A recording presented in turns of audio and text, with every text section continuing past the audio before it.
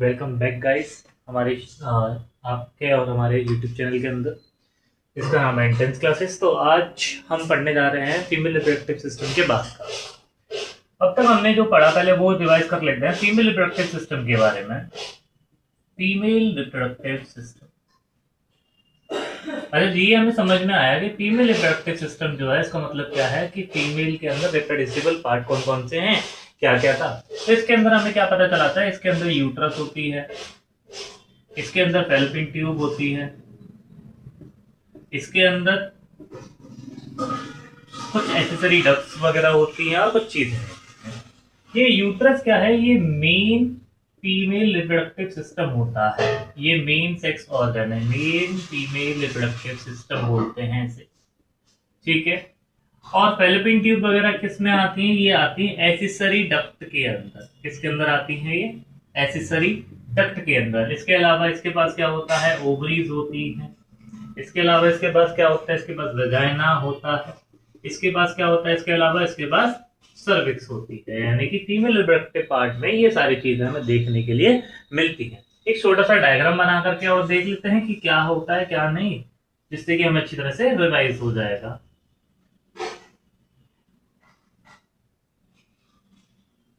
ठीक है, देखिए इधर, जहां तक है आप सभी को याद भी होगा कि ऐसे कुछ बनाया भी था हम लोगों ने।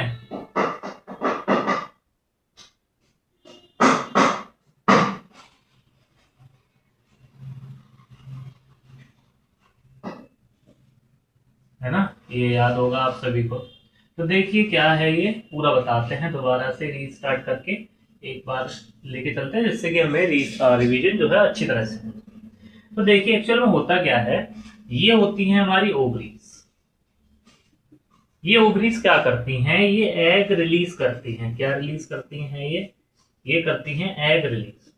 और एग रिलीज करती है, एग का मतलब क्या है, यहाँ पर ओवम है सर। क्या मतलब है, ओवम रिलीज करती हैं। चलिए मान लिया ओवम रिलीज करती हैं। ये मंथ में अल्टरनेट ओवरीज जो होती हैं वो ओवम रिलीज करती हैं। मतलब अगर एक मंथ में इसने किया तो अगले मंथ में ये करेगी, इस मंथ में इसने किया तो अगले मंथ में ये करेगी। यानी कि ओवरीज क्या करती हैं, एग रिलीज करती हैं अल्टरनेटली।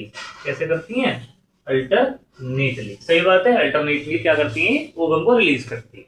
ये पूरे पार्ट को हम फीमेल रिप्रोडक्टिव सिस्टम या यूट्रस के नाम से जानते हैं। किसके नाम से जानते हैं, यूट्रस के नाम से। अब ये जो होता है कहीं ना कहीं हमें क्या लगता है, इन्वर्टेड पीयर शेप लगता है। कैसा लगता है, इन्वर्टेड पीयर, यानी कि उल्टा peer shape, inverted peer shape लगता है। ठीक है, पीयर का जो शेप होता है ना उसका उल्टा शेप, ये इन्वर्टेड पीयर शेप होता है। सर ये क्या बनाया आपने, ये होता है फिम्ब्रे, जो कि हम 11th क्लास में पढ़ते हैं। वैसे फिम्ब्रे जो कि हमें लेकिन देके रखा है एनसीईआरटी में। फिम्ब्रे का काम क्या होता है, ये जो ओवरीज में से ओवम निकलता है, एग निकलता है, मेंस्ट्रुअल साइकिल कंप्लीट होने के बाद ये जो फिम्ब्रे है उस अनराइपेंड ओवम को, उस बेकार ओवम को क्या कर लेती है, स्टोर कर लेती है। तो इसका काम क्या होता है, स्टोरेज ऑफ अनराइपन ओवम। ठीक है, ओवम को, अनराइपन ओवम को क्या कर लेते हैं, स्टोर कर लेता है। ये क्या होता है सर, ये ट्यूब से देखिए, ये ट्यूब जो होती है उसका नाम क्या है, फैलोपियन ट्यूब। सही बात है सर, फैलोपियन ट्यूब। और इस फैलोपियन ट्यूब को हम क्या नाम देते हैं, ओविडक्ट नाम देते हैं। क्या नाम देते हैं, ओविडक्ट नाम देते हैं। और यही फैलोपियन ट्यूब के अंदर ओवम फर्टिलाइजेशन करता है। क्या करता है, यहाँ पर फर्टिलाइजेशन कंप्लीट होता है। ठीक है, क्या कंप्लीट होता है, यहाँ पे फर्टिलाइजेशन कंप्लीट होता है, कोई दिक्कत नहीं। यहाँ पर ये क्या है सर, ये होती है वेजाइना। वेजाइना में क्या होता है, पेनिस इंसर्ट करता है इस वेजाइना के अंदर। यहाँ पे क्या चलता है, इंसर्शन चलता है, पेनिस इंसर्ट करता है। हाँ, यहाँ पे क्या था, ये ओवरीज थी। ये ओवरीज जो होती हैं वो एग रिलीज करती हैं, यानी कि एग का मतलब ओवम रिलीज करती हैं, और अल्टरनेट वे में ओवम रिलीज करती हैं। यानी कि एक ये मंथ में कर रही है, इस मंथ में कर रही है, तो अगले मंथ में ये करेगी और फिर अगले मंथ में ये करेगी। अल्टरनेट वाइज ये काम चलता रहता है, एक दूसरे के बाद ही काम चलता रहता है। ठीक है, दूसरा आता है हमारा क्या, यहाँ पर आता है फैलोपियन ट्यूब। फैलोपियन ट्यूब को हम क्या बोलते हैं, ओविडक्ट के नाम से जानते हैं। यहीं पे क्या होता है, फर्टिलाइजेशन होता है, यानी कि ओविडक्ट के अंदर ओवम जो है वो फर्टिलाइज करेगा। सही बात है। इस पूरे स्ट्रक्चर को हम यूट्रस के नाम से जानते हैं, जिसे हम इन्वर्टेड पीयर शेप भी बोलते हैं। क्यों, क्योंकि कैसा होता है, पीयर शेप का होता है लेकिन इन्वर्टेड रहता है, उल्टा रहता है। ये पियर शेप रहता है, तो इस पियर शेप का उल्टा ये रहता है, ठीक है। इसको हम इन्वर्टेड पियर शेप बोलते हैं। ये क्या होती है सर, ये आपने जो बनाया ये होती है फिम्ब्रिक। इसका काम होता है जो भी अनराइपन ओवम वगैरह होते हैं, जो भी खराब ओवम वगैरह होते हैं, उनका स्टोरेज कर लेना, इसको स्टोर कर लेना, उसको पूरे तरह से अंदर अपने रख लेना, ठीक है। ये सारा कंप्लीट हो गया हमारा। इसके बाद हमने क्या पढ़ा, देखो ओवरीज हमने पढ़ी, ठीक है, वेजाइना पढ़ी, ठीक है, ये सर्विक्स पढ़ी, ठीक। अब ये सर्विक्स सर दिखाई नहीं दी, ये होती है सर्विक्स। सर्विक्स क्या होता है, एक नैरो ओपनिंग रहती है, क्या रहती है, नैरो ओपनिंग रहती है। ये नैरो ओपनिंग का मतलब क्या है, ये देखिए ये वजाइना है, ये वजाइना में इंसर्शन होता है किस चीज का, पेनिस का इंसर्शन होता है। क्या होता है, इंसर्शन ऑफ पेनिस। यहाँ पर पेनिस का इंसर्शन होता है और यहीं से इंसेमिनेशन होगा, मतलब यहीं से स्पर्म्स जाएंगे, सर्विक्स से होते हुए कहाँ चले जाएंगे, वो जो स्पर्म्स हैं वो कहाँ चले जाएंगे, यूट्रस के अंदर, यूट्रस से कहाँ जाएंगे, फिर फैलोपियन ट्यूब के अंदर। समझ में आएगा। तो यहाँ पर ये जो वजाइना है, वजाइना में इंसर्शन हुआ, पेनिस आया, ये सर्विक्स जो है, यानी कि ये जो सर्विक्स है एक छोटी सी ओपनिंग होती है जिसके थ्रू स्पर्म्स तैरते हुए जाते हैं, यानी कि इस सर्विक्स से होकर के ही जो स्पर्म्स हैं वो जाएंगे, और इसी चक्कर में कई सारे स्पर्म्स जो हैं वो मर जाते हैं, क्योंकि बहुत छोटी ट्यूब होती है, बहुत छोटी ओपनिंग होती है। इतना समझ में आया, तो इसको नोट करेंगे पहले पूरा, उसके बाद फिर आगे चलते हैं।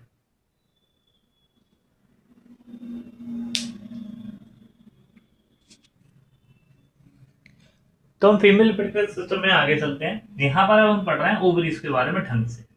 तो देखिए ओवरीज के अंदर हमने क्या पढ़ा था, ये जो है वो ओवम रिलीज करती है, सही बात है, एकदम ओवम रिलीज करती है।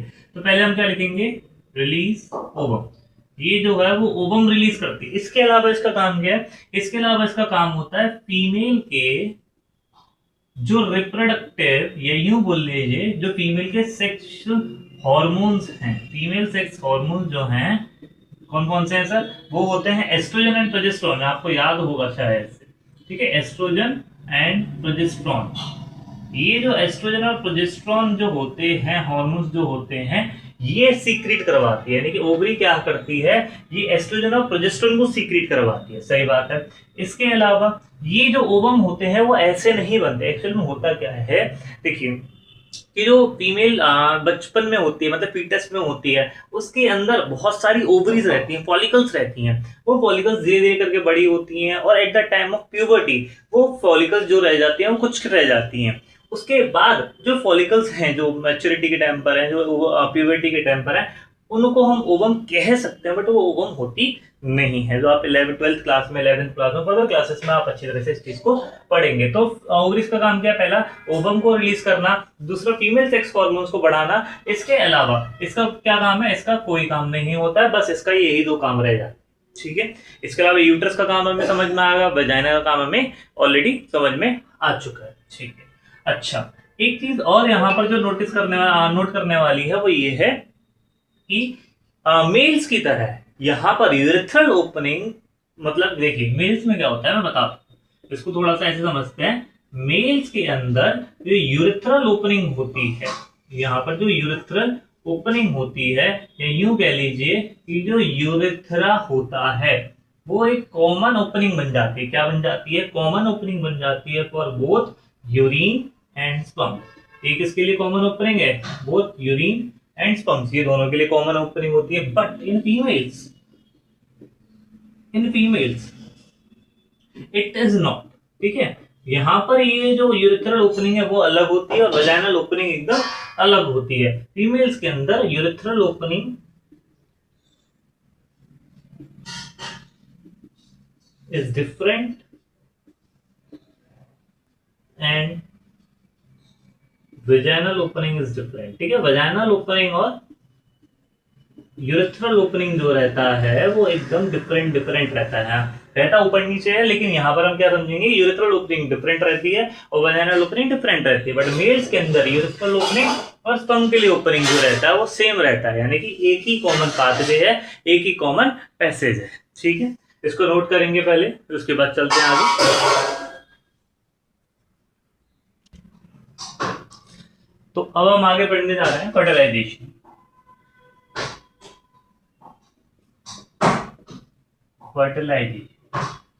अच्छा, जैसे कि अभी हमने पहले में पढ़ा, पहले भी देखा, फर्टिलाइजेशन होता किधर है, it occurs in fallopian tube, ठीक है, किधर होता है? ये फैलोपियन ट्यूब के अंदर होता है, जिसे हम किसके नाम से भी जानते हैं? ओविडक्ट के नाम से भी जानते हैं। अब होता क्या है वो समझते हैं। देखिए एक्चुअल में होता ये है कि इसमें ये जो वजाइना होती है, हमने पहले पढ़ा था कि पेनिस कहाँ इंसर्ट करता है? पेनिस इंसर्ट करता है वजाइना के अंदर, और ये वजाइना के थ्रू स्पर्म्स कहाँ हो जाते हैं? वजाइना से सर्विक्स, और सर्विक्स से किधर जाते हैं? फिर ओविडक्ट के अंदर जाते हैं। तो हम क्या लिखेंगे पहले यहाँ पर? स्पर्म्स किधर, स्पर्म्स का फ्लो किधर है? पहले वजाइना से कहाँ पर? सर्विक्स में, और सर्विक्स से होकर के कहाँ जा रहे हैं? वो ओविडक्ट में जा रहे हैं। और ओविडक्ट क्या है? साइट ऑफ द फर्टिलाइजेशन, ये हमें पता चल चुका है। तो देखिए क्या होता है इधर फर्टिलाइजेशन के लिए, क्या होता है यहाँ पर जो पॉसिबिलिटीज होती हैं वो क्या होती हैं? अप्रोक्सीमेटली माना ये जाता है कि 250 से 300 मिलियन, या यूं मान लीजिए 400 से 600 मिलियन की बुक्स जो होती हैं वो डिफरेंट रहती हैं। तो 250 से 300 मिलियन तक स्पर्म्स जो होते हैं, अप्रोक्सीमेटली 250 स्पर्म्स जो होते हैं वो निकलते हैं पर इजेक्यूलेशन, यानी एक बार में इतने स्पर्म्स तक निकल जाते हैं। ठीक है, इसके अलावा इस समय से 40% जो होंगे वो आपके क्या रहते हैं? विग्रस मोटिलिटी के रहते हैं। विग्रस मोटिलिटी का मतलब क्या होता है सर? विग्रस मोटिलिटी का मतलब होता है कि एकदम बहुत ज्यादा तेज, इसका ये है कि ये बहुत ज्यादा मोटाइल होंगे, बहुत ज्यादा तेज चल रहे होंगे, सारी चीजें इनकी तेज हो रही होंगी। और वहीं पर जो 60% जो रह जाते हैं उनका नॉर्मल शेप और साइज रहता है।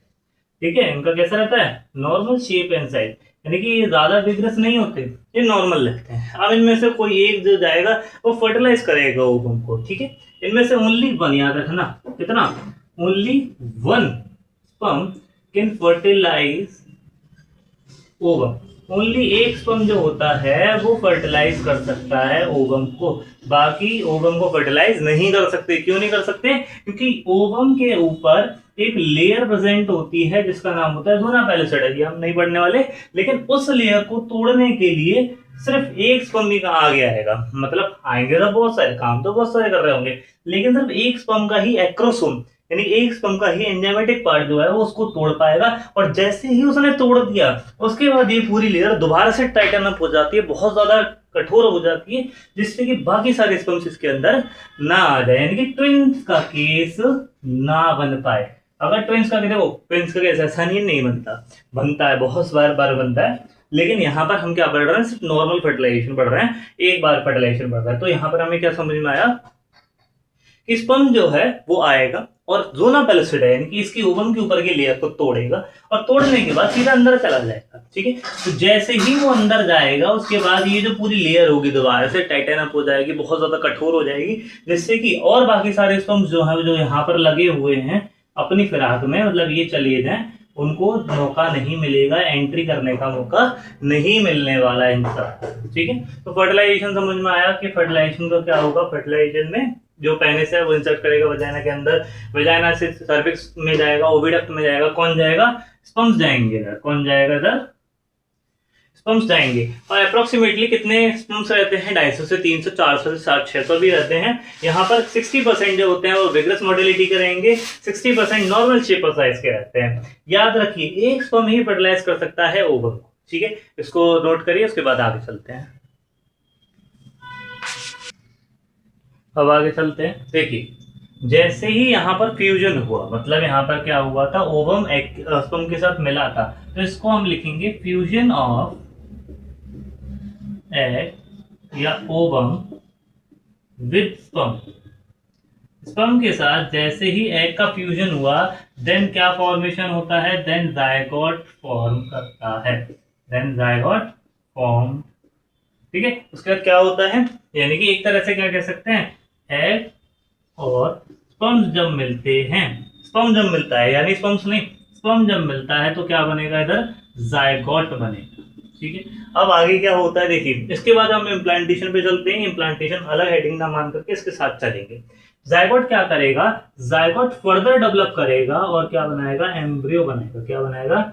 एम्ब्रियो बनाएगा। अब ये जो एम्ब्रियो होता है ये डायरेक्ट नहीं बनता, ये बनता है क्लीवेज के थ्रू। किसके थ्रू बनता है? क्लीवेज। सर ये क्लीवेज कुछ अलग सा है, मतलब ये देख होता क्या है, ये नॉर्मल डिवीजन ही है। क्या है ये? नॉर्मल डिवीजन ही है। क्या है, कौन सा डिवीजन है सर? ये सेल डिवीजन ही है नॉर्मल। इसके अंदर भी सेल डिवाइड करेंगी, लेकिन ये ऐसा डिवीजन है जिसके अंदर आपको बाहर से डिवीजन नहीं दिखेगा। सेल के अंदर बाहर से डिवीजन नहीं दिखेगा, सेल के अंदर ही अंदर डिवीजन चल रहा होगा। कैसे चल रहा होगा? 1 से 2, 2 से 4, 4 से 8, 8 से 16, 16 से 32 सेल्स। मतलब कि इस रूम में समझिए कि जैसे कि ये कोई रूम है मेरे पास, जैसे कि क्या है, ये रूम है मेरे पास, ये भी एक सिंगल रूम है। पहले मैंने क्या किया, एक बीच में लाइन खींच दी, यानी कितने, अब कितने रूम हो गए? 2 रूम हो गए। बाहर से क्या है, सेम है। इसको फिर मैंने बाइफरकेट कर दिया, फिर तोड़ दिया, कितने रूम हो गए? 4 रूम हो गए। इसको मैंने फिर तोड़ दिया, अब कितने रूम हो गए? इसके 6 रूम हो गए। ठीक है, इसको दोबारा तोड़ के कितने रूम हो गए? 8 रूम हो गए। ऐसे चल चल के क्या होता जाता है कि एक सेल, 1 से 2 सेल, 2 से 4 सेल, ऐसे चल के एक क्लीवेज के अंदर एक बाहर से क्या होता है, बाहर से तो सेम रहता है स्टार्टिंग में, लेकिन अंदर ही अंदर क्या चलता रहता है? डिवीजन चलता रहता है। तो क्लीवेज का मतलब क्या है? Normal division but not shown from outside. ठीक है, नॉट शोन फ्रॉम आउटसाइड, ये आउटसाइड से यानी बाहर से नहीं दिखता है। क्लीवेज होता है इसके अंदर, एम्ब्रियो के अंदर। ठीक है, तो ज़ायगोट के अंदर एम्ब्रियो तक बनने के। ठीक है, समझ में आ गया। अब ये एम्ब्रियो जो है वो कहां बनाता? फैलोपियन ट्यूब के अंदर। कहां बनाता? Embryo form in fallopian tube. सही बात है, ये फैलोपियन ट्यूब में बना था। अब क्या ये वहीं पर इम्प्लांट हो जाएगा? क्या ये वही बड़ा हो जाएगा? नहीं, वे वहां बड़ा नहीं होगा। एम्ब्रियो कहाँ जाएगा? एम्ब्रियो कहाँ जाएगा? एम्ब्रियो कहाँ जाएगा? ये इम्प्लांट होने के लिए एम्ब्रियो मूव्स टुवर्ड्स यूट्रस। कहाँ जाता है? यूट्रस तक में जाता है। यूट्रस में भी कहाँ जाता है? एंडोमेट्रियम के अंदर जाता है। कहाँ जाता है? ये एंडोमेट्रियम के पास जाता है। किसके लिए? For implantation. किसके लिए जाता है? For implantation. ठीक है, इम्प्लांटेशन के लिए ये जो वो है एम्ब्रियो है, वो मूव करेगा यूट्रस की तरफ, यानी एंडोमेट्रियम की लाइनिंग की तरफ, और इम्प्लांटेशन के लिए जाएगा। यानी कि समझाते हैं कैसे, देखिएगा। ठीक है, देखना, यहां पर हमारा ओवम था। ठीक है, समझना इधर, यहां पर हमारा ओवम था। ये ओवम जो है वो यहां से लुढ़कता हुआ कह लीजिए, या यूट्रस की लाइनिंग जो है उसको इधर तक लेकर के आएगी और एंडोमेट्रियम पर आकर के यहां पर ही चिपक जाएगा। चिपकने के बाद क्या होगा? अटैच कर लेता है, और एंडोमेट्रियम की लाइनिंग धीरे धीरे धीरे धीरे धीरे धीरे इसको अपने अंदर क्या कर लेती है? एम्बेडेड कर लेती है। इसको अंदर अपने अंदर एम्बेडिंग कर लेती है, इसको अंदर अपने अंदर घुसा लेती है। और जैसे ही चला जाता है, इसको हम क्या बोल देते हैं? इम्प्लांटेशन। क्या बोल देते हैं? इसको हम इम्प्लांटेशन बोल देते हैं। ठीक है, इम्प्लांटेशन समझ में आया। इम्प्लांटेशन का मतलब क्या हुआ कि ओवम जो यहाँ पर फर्टिलाइज हुआ, जायगोट बना, जायगोट से एम्ब्रियो बना, एम्ब्रियो से फिर क्या होगा? लुढ़कता हुआ आएगा, तो यहाँ पर मूव करता हुआ आएगा, और यहाँ पर आकर के एंडोमेट्रियम के पास आकर के चिपक जाएगा, अच्छी तरह से अटैच हो जाएगा, और उस जगह को हम क्या बोलेंगे? इम्प्लांटेशन बोलेंगे। उस चीज को क्या बोलेंगे? इम्प्लांटेशन बोलेंगे। अब इम्प्लांटेशन के बाद क्या होता है सर? तो आप नोट करिए, उसके बाद बताते हैं इम्प्लांटेशन के बाद क्या होता है। ठीक है,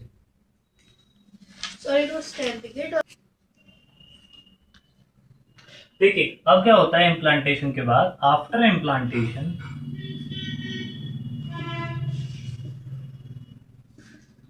इम्प्लांटेशन इसका जो पूरा है गेस्टेशन पीरियड स्टार्ट होता है। कौन सा पीरियड स्टार्ट होता है? Gestation period. और ये गेस्टेशन पीरियड वो पीरियड होता है जिसको हम बोलते हैं मम्मी के होता है ना 9 महीने वाला पीरियड, जिसके अंदर बेबी रहता है। तो ये वही वाला पीरियड होता है। ये करीबन 28 से 32 वीक तक रहता है। कितने वीक तक रहता है? 28 to 38 वीक्स, यानी कि अप्रोक्सीमेटली 9 मंथ्स तक रहता है। तो याद रखिए गेस्टेशन पीरियड क्या है पहले तो ये समझेंगे। इम्प्लांटेशन के बाद, या ये कह लें बिफोर इम्प्लांटेशन या इम्प्लांटेशन से, देखिए एक्चुअल में क्या होता है समझाते हैं। जो हम बड़ी क्लासेस में पढ़ते हैं उसको थोड़ा सा समझा के चलते हैं। गेस्टेशन पीरियड स्टार्ट होगा फर्टिलाइजेशन के तुरंत बाद, जब आपका ओवम जो है क्या कर लेता है? ओवम फर्टिलाइज हो जाएगा। After ovum fertilization gestation period start हो जाता है। गेस्टेशन पीरियड में क्या है? 28 से 32 वीक चलेंगे, यानी कि 9 महीने का समय रहेगा। ठीक है, फर्टिलाइजेशन के बाद जैसे हमने जायगोट बनाया था, एम्ब्रियो बनाया था, एम्ब्रियो फिर लुढ़कता हुआ आया था, ये सारी चीजें किसके अंदर होती हैं? गेस्टेशन पीरियड के अंदर होती हैं। और इस गेस्टेशन पीरियड को हम पढ़ेंगे नेक्स्ट वीडियो के अंदर। तो आज के लिए थैंक यू, और अच्छी तरह से पढ़ते रहिए, और अच्छे से पढ़ने के लिए यहाँ पर हमें सब्सक्राइब करें, फॉलो करें। Thank you.